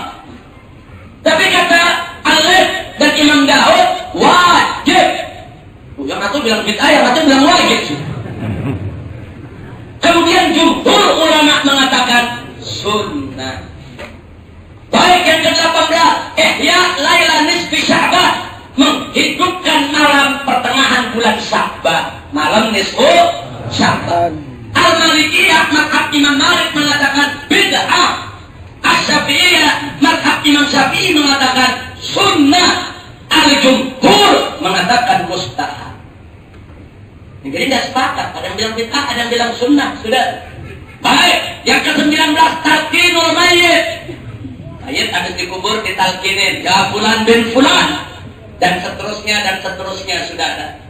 Nah, kemudian apa kata Ba'dul Ahnaf wal Malikiyah? Sebagian mazhab Hanafi dan Maliki mengatakan bid'ah. Sebagian lagi mengatakan makruh. Jumhur mengatakan mustahab, termasuk mazhab Syafi'i. Ke-20 halqus syarib. Cukur kumis sampai habis. Kumis dihabisin sudah. Mari kita lihat menurut Imam Malik bid'ah. Kumis itu bukan dihabisi, tapi dipendekkan. Itu menurut Imam Malik. Tapi menurut ba'dul ulama jaiz, boleh. Sedangkan menurut jumhur mustahab, sunnah. Jadi yang satu bilang bid'ah, yang satu bilang jaiz, yang satu bilang mustahab. Nah, sengaja saya sampaikan yang sedemikian ini maksudnya apa? Saya hanya ingin membuka wawasan bahwa ada perbedaan-perbedaan pendapat di antara ulama dalam memandang berbagai macam persoalan. Inilah yang disebut masalah khilafiyah. Manfaatnya apa kita sampaikan? Bukan untuk kita gontok-gontokan, tapi untuk kita menyadari dan memahami. Kalau kita mengatakan sesuatu itu bid'ah, ulama lain belum tentu mengatakan itu bid'ah. Wajib antar umat Islam untuk saling menghormati, saudara. Kalau seseorang mengatakan menurut saya, nah ini perhatikan baik-baik. Pertanyaannya, apakah boleh seseorang mengatakan ini bid'ah, itu bid'ah? Jawabnya boleh. Enggak boleh ada yang ganggu hak itu, saudara. Boleh seseorang mengatakan memperingati Maulid Nabi adalah bid'ah. Boleh. Memperingati Isra Mi'raj adalah bid'ah. Boleh, itu keyakinan dia, kita tidak larang. Tapi salah, ada syaratnya, saudara. Syaratnya dia harus menjaga amanatul ilmiah. Dia mesti amanat, mesti jujur. Jangan dia mengatakan menurut Islam memperingati Maulid Nabi itu adalah bid'ah dalalah. Kalau dia katakan menurut Islam, berarti ulama-ulama yang membolehkan peringatan Maulid bukan Islam. Hati-hati, saudara, nggak boleh. Tapi kalau dia katakan begini, menurut saya, berdasarkan pemahaman saya terhadap Al-Quran dan As-Sunnah serta ajaran Islam, peringatan Maulid Nabi itu bid'ah dalalah. Silakan dia bicara begitu. Itu namanya jujur. Dia sebut menurut saya.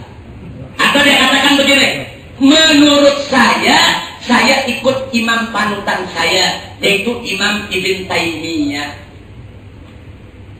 Imam Syekh Muhammad bin Abdul Wahhab. Imam-imam kami menganggap ini perbuatan bid'ah, maka itu kami tidak melakukan. Boleh, silakan, itu jujur namanya, saudara. Jangan dia katakan menurut Islam, itu bahaya. Kalau dia katakan menurut Islam ini adalah bid'ah, berarti yang bertentangan dengan dia semua bukan Islam. Kira-kira jelas tidak? Jadi jujur aja, yang dibutuhkan kejujuran, saudara. Lebih bagus lagi kalau dia mengatakan begitu. Menurut saya lebih condong kepada pendapat ulama yang mengatakan bid'ah itu adalah setiap pekerjaan yang tidak dilakukan oleh Nabi, termasuk peringatan Maulid dan Isra Mi'raj. Saya setuju dengan ulama yang mengatakan itu adalah bid'ah dalalah, sebagaimana yang kami ikuti dari Thariqahnya Ibn Taimiyah, Ibnu Qayyim, Syekh Muhammad bin Abdul Wahab dan seterusnya. Tapi saudara, di sana ada pendapat berbeda. Para ulama, jumhur ulama mengatakan peringatan Maulid Nabi dan Isra Mi'raj itu sesuatu yang bagus. Sekali itu bid'ah hasanah. Kira-kira kalau ada orang ceramah ngomong begitu bagus gak? Nggak ribut saudara. Dia jujur. Jangan ceramah nih yang hadir doyan Maulid semua.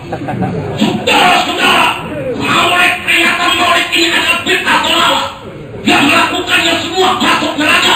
Ini satu kemungkaran yang wajib kita ingkari. Karena amar ma'ruf nahi munkar adalah kewajiban umat Islam. Jangan lagi kita lakukan peringatan Maulid ini. Karena menurut Islam, peringatan Maulid itu adalah bid'ah dalalah, masuk neraka. Masya Allah. Kira-kira saya tanya, ada yang ceramah begitu, kira-kira diapain mau?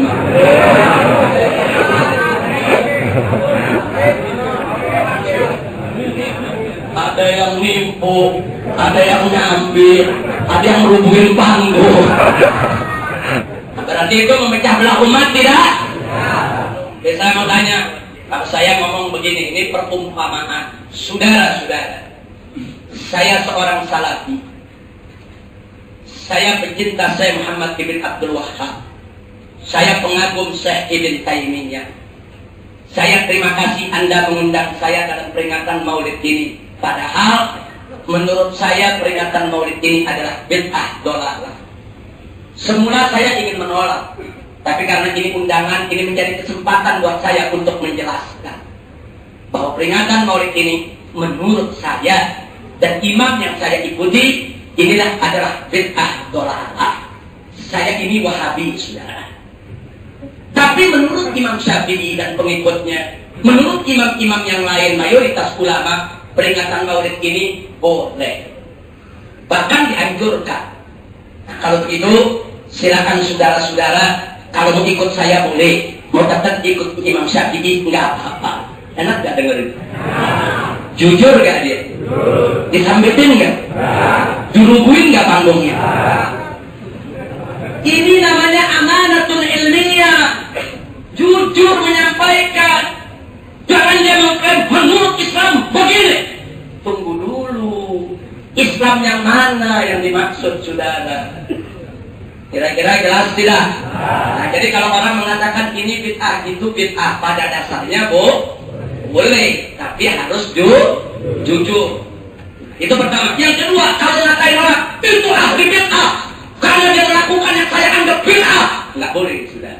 Mengatakan ini bid'ah boleh, tapi mentabik, mengecam orang sebagai ahlul bid'ah dalam perkara yang diperdebatkan tidak boleh.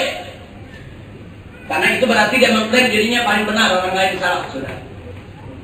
Mudah-mudahan ini menjadi pelajaran buat kita semua. Amin ya rabbal alamin. Nah, sekarang mari kita lihat, saudara. Setelah panjang lebar 20 contoh kita berikan, akhirnya mari kita lihat al-manhajus salafi fil bid'ah. Kalangan salafi atau di Indonesia dikenal sebagai kalangan Wahabi. Mereka punya metode soal bid'ah. Yang pertama, mereka mengatakan innal muhdatsata lam yaf'al as-salafus salih law kanat khairan lasabaquna ilaiha. Ini selalu nih, kelompok Wahabi selalu mengatakan begitu. Andai kata ini baik, niscaya salaf lebih dulu melakukannya. Gitu kan? Law kana khairan lasabaquna ilaiha. Jadi andai kata peringatan Maulid itu bagus, niscaya salaf lebih dulu merayakannya daripada kita. Ini selalu dijadikan hujjah, saudara. Nah, jawabnya mari kita lihat, saudara. Perlu kita ketahui, inna iqta'an nuqat wa syadda wa tarkimil ayat wa taqsimil ahzab wal ajza wa alamat tajwid fil mushaf al-Qur'ani min al-khairat allati lam yasbiqna ilaiha as-salaf. Saudara, dulu Al-Quran di zaman Nabi itu tulisan ba, ta, ka sama, nggak ada titiknya, saudara. Ro, amin, z sama, nggak ada titiknya. Fa, men, ok sama, nggak ada titiknya. Kira-kira kalau Al-Quran zaman sekarang dicetak macam itu, orang majelis ini bisa baca nggak? Yang ada titiknya banyak yang nggak bisa baca. Apalagi nggak ada titik, saudara.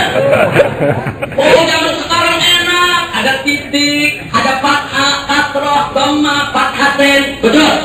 Dulu nggak ada. Jangankan fathah, dhamma, kasroh, saudara, hatta titik nggak ada. Betapa sulitnya kita untuk membaca, apalagi orang-orang Ajam atau orang Arab yang sudah lahir di negeri Ajam, yang dari kecil udah nggak bisa bahasa Arab sudah setengah mati. Nah, karena itu lahirlah ulama-ulama yang melakukan, saudara, yaitu kreativitas. Dia berikan titik, dia berikan syakel, makin lama makin sempurna sampai di zaman kita sekarang ini, saudara. Itu salah nggak kerjain? Dan ulama sepakat itu bagus. Semua ulama di dunia baca mushaf Quran udah ada titik kok, udah ada kasrah kok. Nah, ini khairat. Makanya di sana dikatakan, ini adalah minal khairat allati lam yasbiqna ilaiha salaf. Ini adalah jenis-jenis kebaikan yang ulama salaf tidak pernah melakukannya, saudara. Jadi siapa bilang, oh kalau ini baik, niscaya salaf lebih dulu melakukannya? Belum tentu. Berapa banyak kebaikan yang dilakukan oleh ulama-ulama khalaf yang salaf tidak pernah melakukannya, saudara.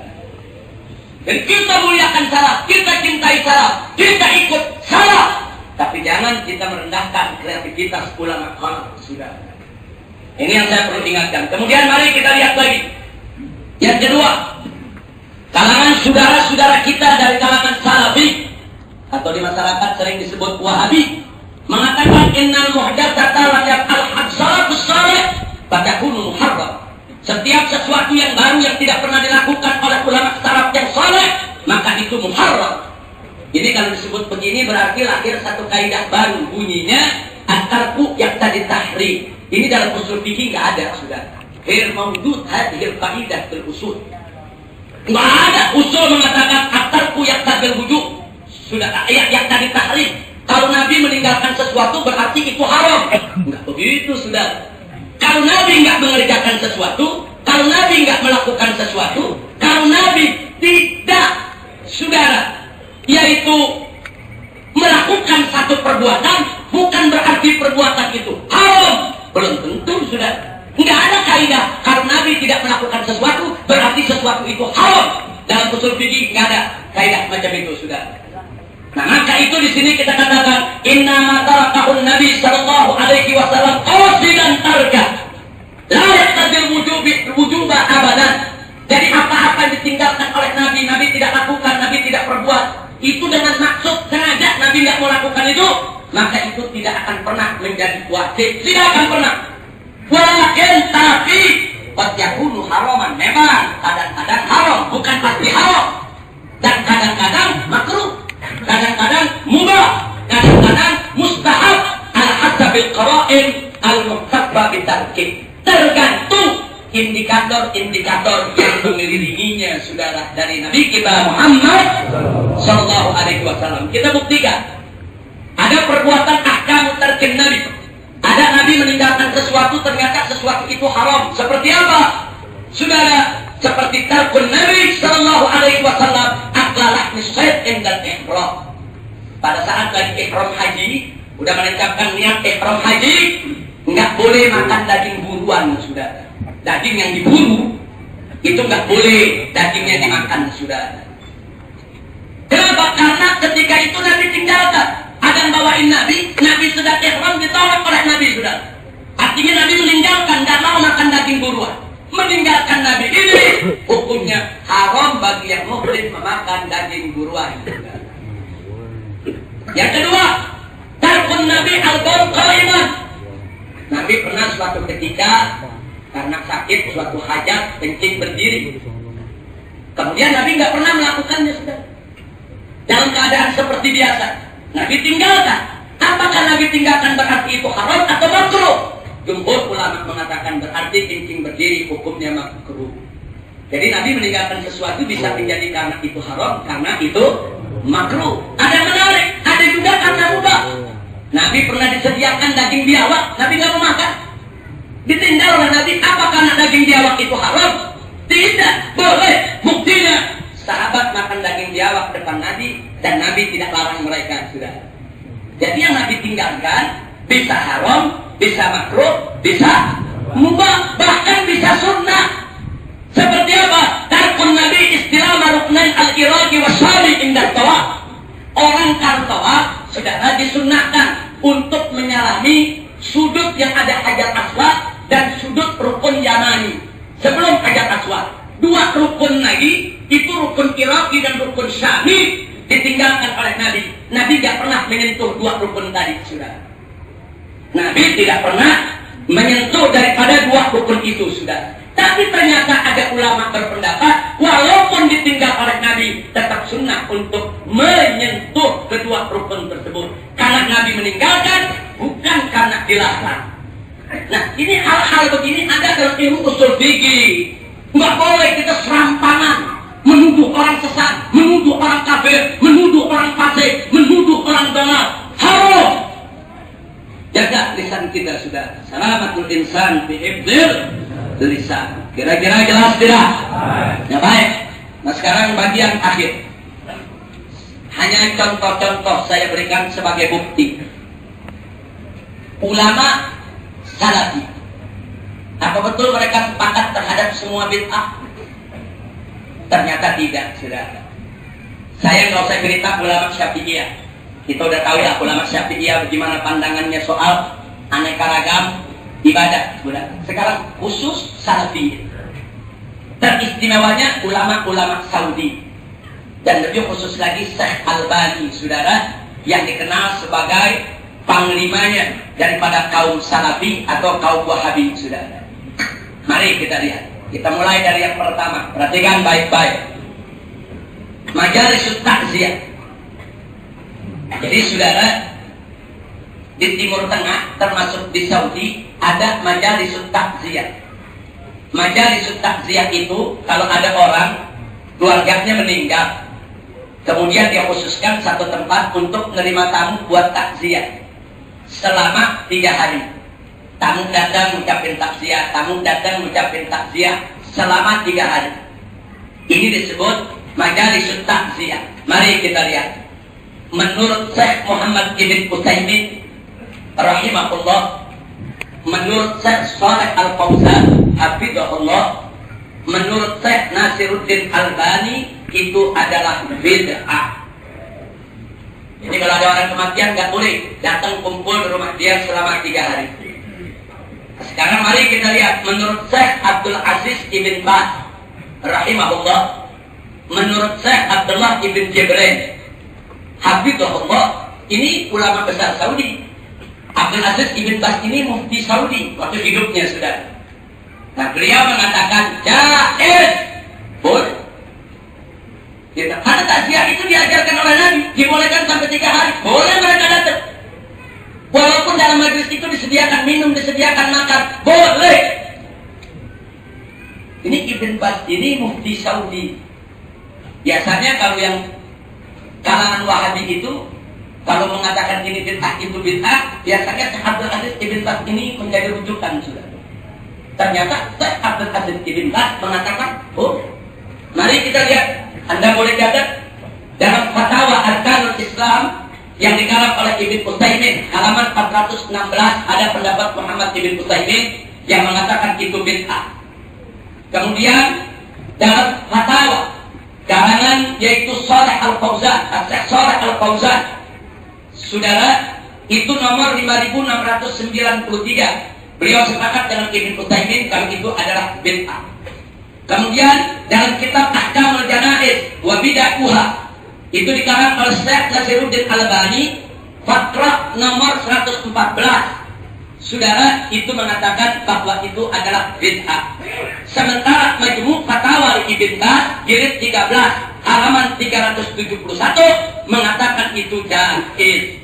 Dan ini didukung oleh Muhadarah Abdullah Ibn Jarir dengan judul Man yuridillahu bihi khairan yufaqihu fid-din. Kita punya data, kita punya rujukan, kita punya sumber. Ini semua ulama Saudi. Sebagian ulama Saudi mengatakan itu bid'ah, sebagian lagi mengatakan itu bukan bid'ah. Baik, yang kedua, asya'ul walidin. Nah, ini namanya cakep nih, asya'ul walidin. Apa asya'ul walidin? Asya' itu makan malam. Al-walidin buat kedua orang tua.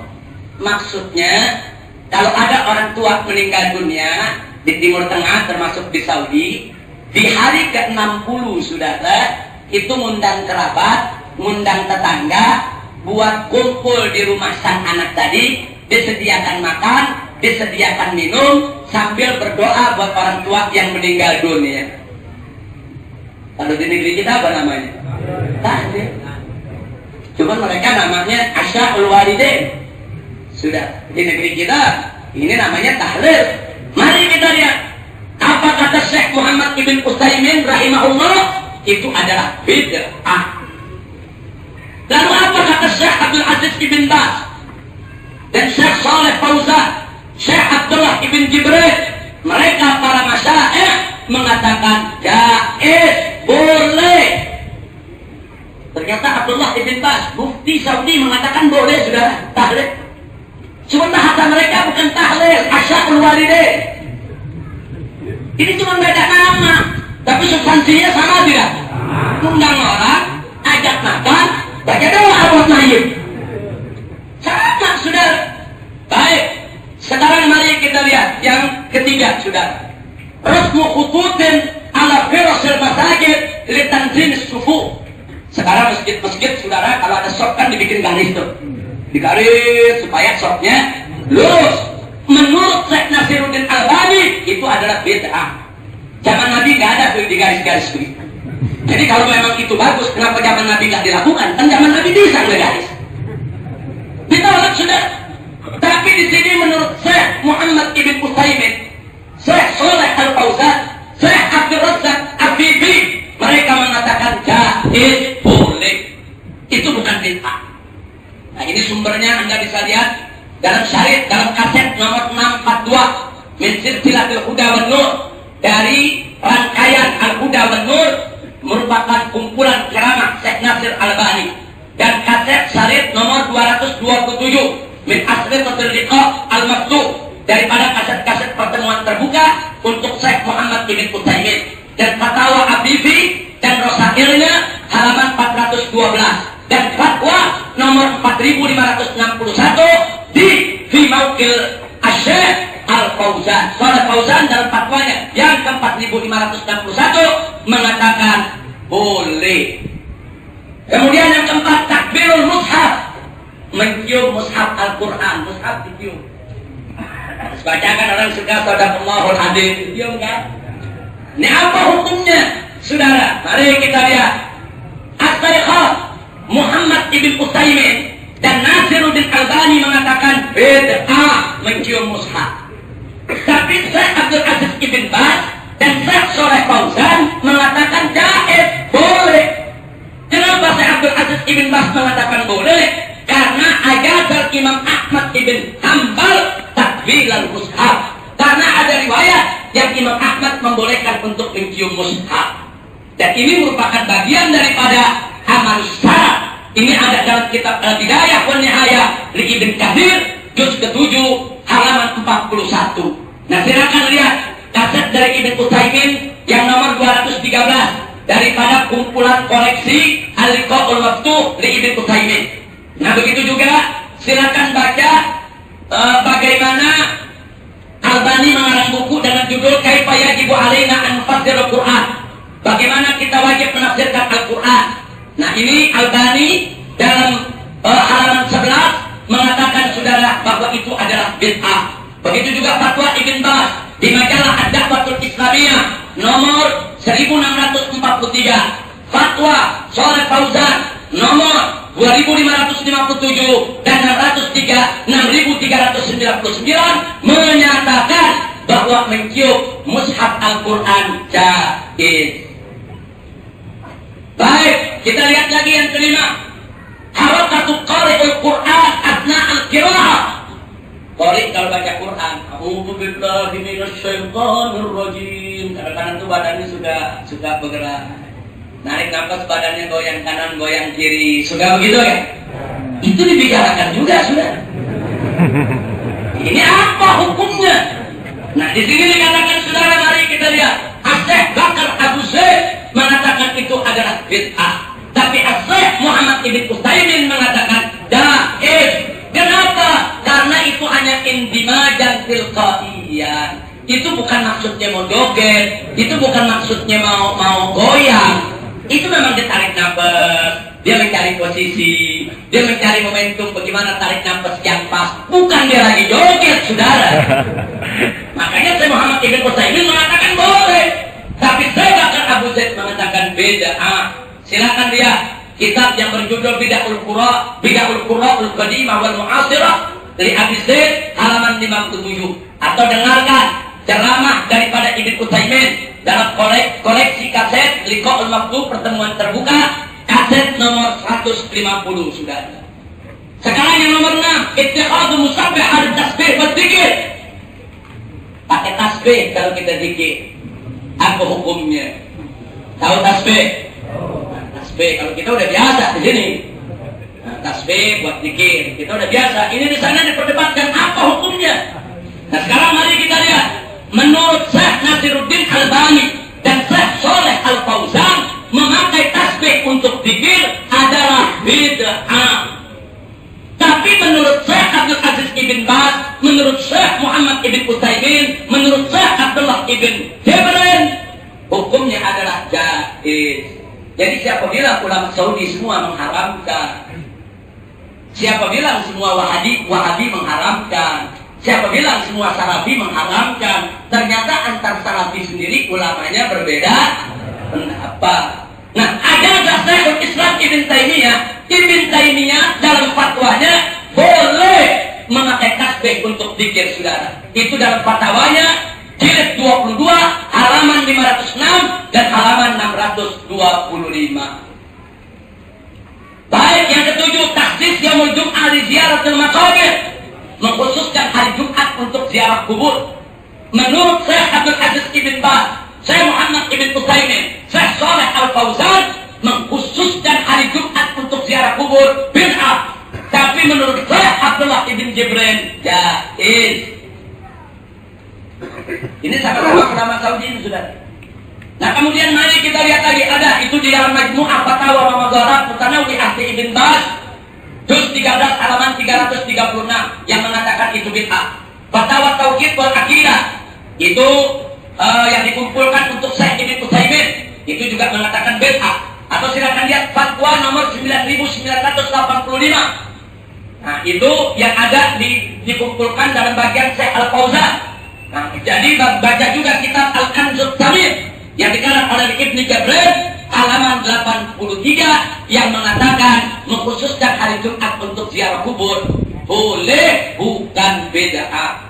Nomor 8, tikrarul umrah fi Ramadan, mengulang-ulangi umrah dalam bulan Ramadan. Biasanya orang dari Indonesia pada bulan Ramadan umrah itu nggak mau sekali umrahnya, wah pengen berulang kali. Ya ada yang tahu dalilnya itu bagus, ada juga yang nggak mau rugi, ongkosnya mahal. Masa ongkos mahal cuma sekali? Kalau perlu tiap hari kita umrah, sudah. Apapun alasannya, sekarang kita bicara soal mengulangi umrah di bulan Ramadan. Apa kata Syekh Muhammad Ibn Utsaimin rahimahullahu ta'ala? Mengurangi umrah di Ramadan hukumnya adalah bid'ah. Ini ada dalam fatwa Al-Kanun Islam di Ibn Utsaimin halaman 538.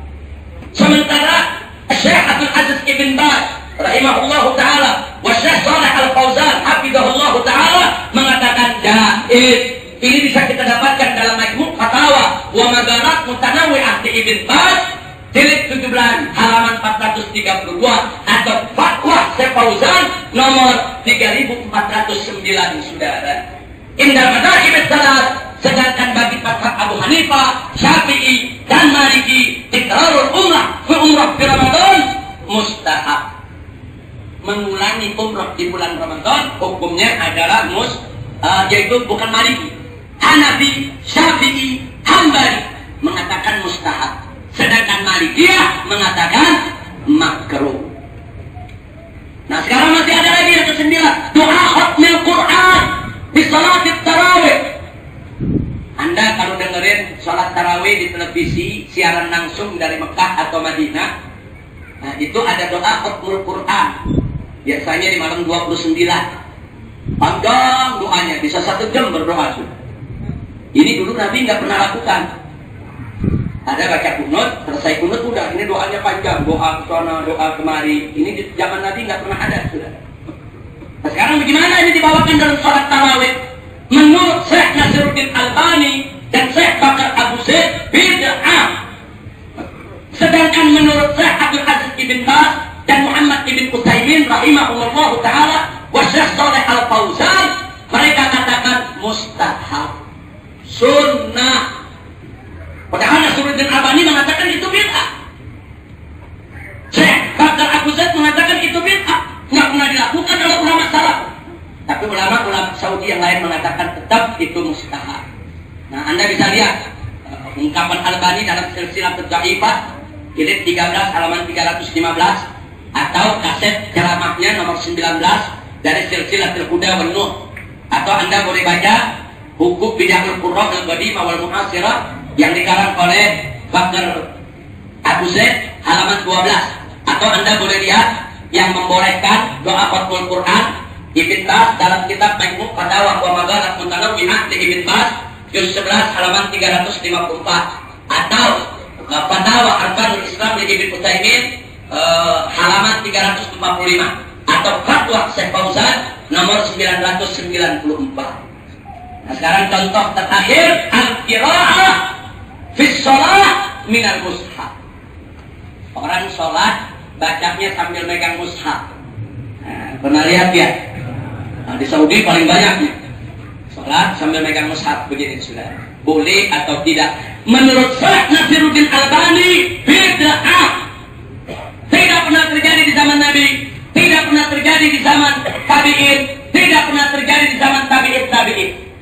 Jadi menurut Syekh Nasiruddin Albani, bid'ah, tidak boleh dilakukan.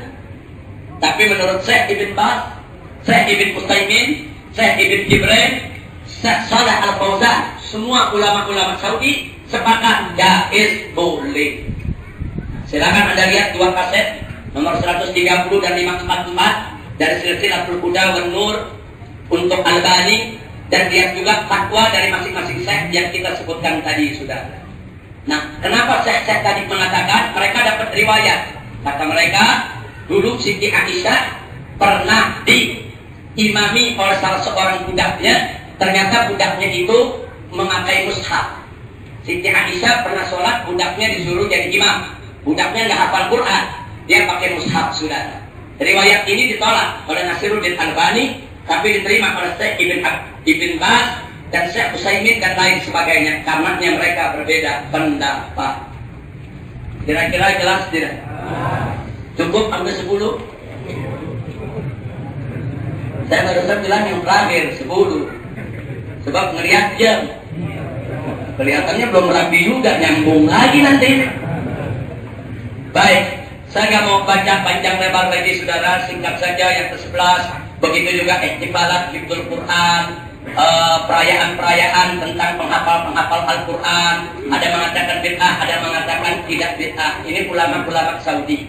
Kemudian soal saktatul imam ba'dal Fatihah. Setelah baca Fatihah, diam sebentar, memberikan kesempatan kepada makmum untuk baca Fatihah. Itu menurut Nasiruddin Albani bid'ah. Tapi menurut Lajnah ada di Ma'dil Buhud bil Islami al-ilmiyah wal ifta, itu masru'ah, sudah. Nah, sedangkan perayaan-perayaan khatmul Quran, perayaan untuk wisuda penghafal Al-Quran, menurut Nasiruddin Albani dan Lajnah Daimah al Ifta, bid'ah. Tapi menurut Muhammad Ibn Utsaimin dan Shalih Fauzan, itu bukan bid'ah. Kemudian bid'ul mahafil bi qiraatil Quran. Apa hukumnya memulai perayaan dengan baca Al-Quran? Biasanya kita akan baca Quran dulu.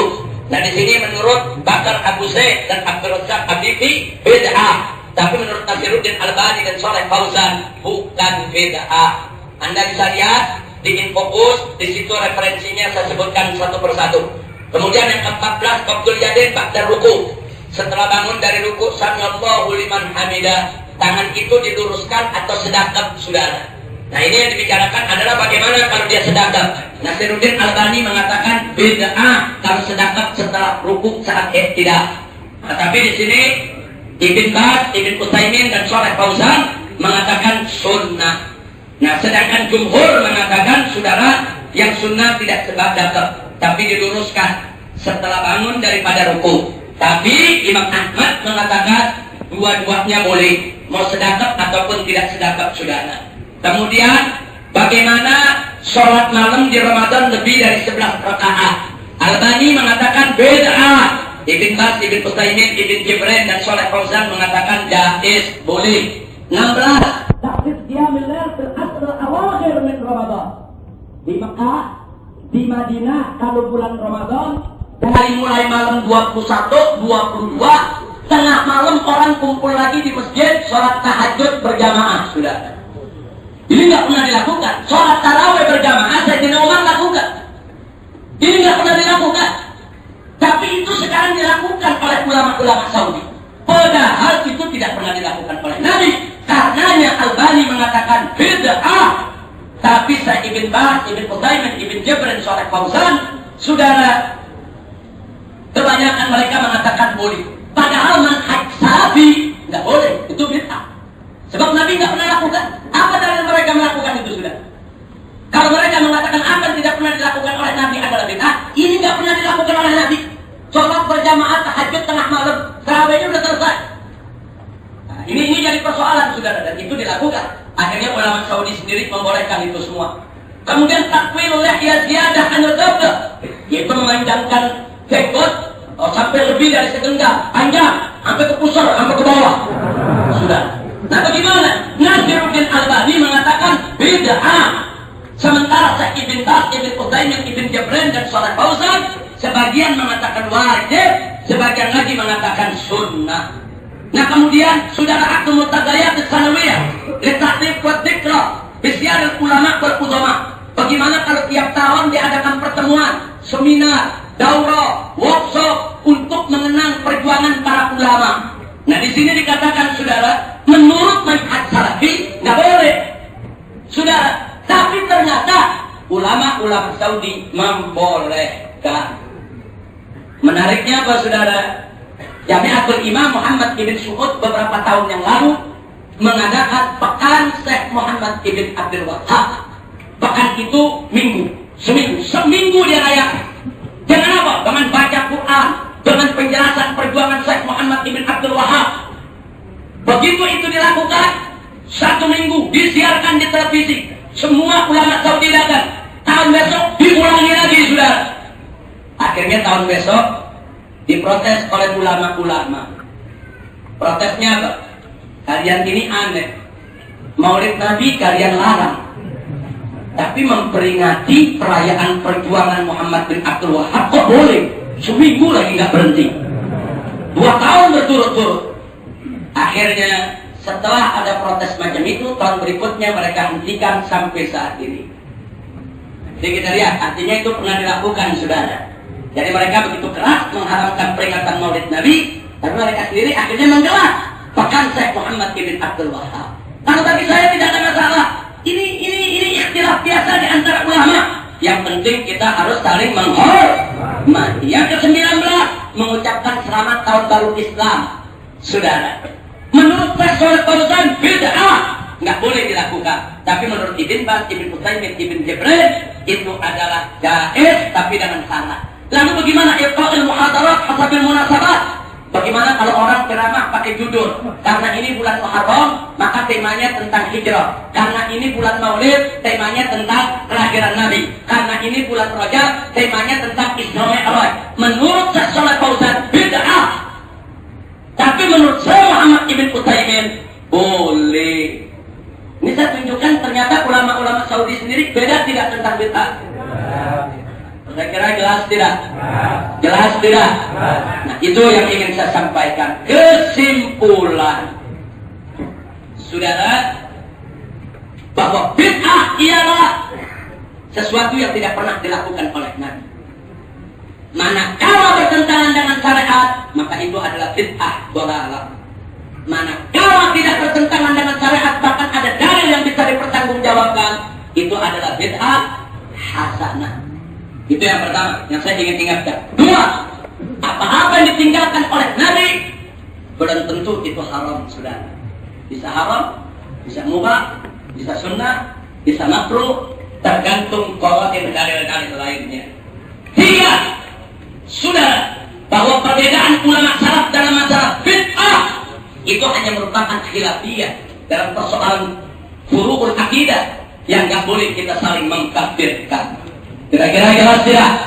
Empat, tidak boleh, la yajuz at-tabdi' wat-tadlil wat-tafsir wat-takfir fi masail al-bid'ah allati ikhtalafa fiha al-ulama. Tidak boleh kita mengkafir-kafirkan, menyesat-nyesatkan, membid'ah-bid'ahkan dalam urusan bid'ah yang diperdebatkan oleh ulama. Kecuali yang ulama sepakat. Kalau ulama sepakat itu bid'ah, boleh kita sebut menurut Islam ini bid'ah. Contoh, bikin selamatan majelis, potong kebuk, para kebuk dipendam depan pintu, kaki-kakinya dipendam di bawah tiang. Bid'ah tidak? Semua ulama bilang bid'ah. Itu bid'ah dalalah. Boleh kita katakan menurut Islam itu bid'ah. Yang melakukannya adalah ahlul bid'ah. Silakan mandiin keris. Oh, di dalam keris ada jin 7 turunan. Kalau dimandiin pakai air kembang, ini bisa mendatangkan rezeki. Syirik tidak? Bid'ah bukan? Boleh kita katakan menurut Islam bid'ah dalalah. Silakan, karena ulama sepakat. Tapi kalau peringatan maulid, ulama nggak sepakat. Ada yang bilang bid'ah, ada yang bilang bukan. Nah, kalau dia mau katakan bid'ah, boleh bilang aja menurut saya bid'ah.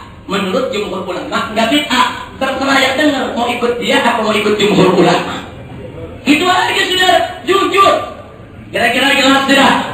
Nah, ini yang saya mau sampaikan. Akhirnya yajib ala kulli muslim al-ihtifaz ala amanatin ilmiyyah bi kulli sadqin wal ihtiram bainal muslimin fil khilafiyah. Wajib setiap orang Islam untuk menjaga amanat ilmiah dengan penuh kejujuran, saudara.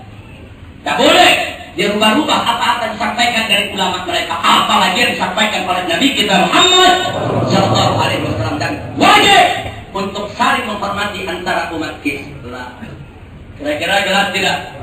Al-Malikiyah ahlus sunnah, wal Hanafiyah ahlus sunnah, wal Syafi'iyah ahlus sunnah, wal Hanbaliyah ahlus sunnah. Kenapa kita mesti ribut, saudara? Ahlus sunnah yajib niyat. Nggak boleh kita pecah belah hanya gara-gara khilafiyah. Insya Allah. Alhamdulillahirabbil alamin. Nah, berikutnya, saudara, setelah panjang dalam saya sampaikan ini, nah, di sini ada kita minta kepada Kiai Haji Muhammad Husni Tamrin dan Al-Muhtaram Syekh Qudsi Hamid untuk menyampaikan sedikit sambutannya. Saya minta dari Syekh Qudsi Hamid untuk menyampaikannya dulu, sebab saya minta nanti Kiai Haji Muhammad Husni Tamrin setelah menyampaikan sedikit amanatnya kepada kita, sekaligus doa buat kita semua, insya Allah. Nah, kita persilakan kepada beliau yang mulia Syekh Qudsi Hamid Anjur bil kalimat lana jami'an wa asa kalimatuhu an yanfa'ana jami'an wa tuwahhiduna jami'an wa sallallahu an yubarik fi amin ya rabbal alamin. Fadhal.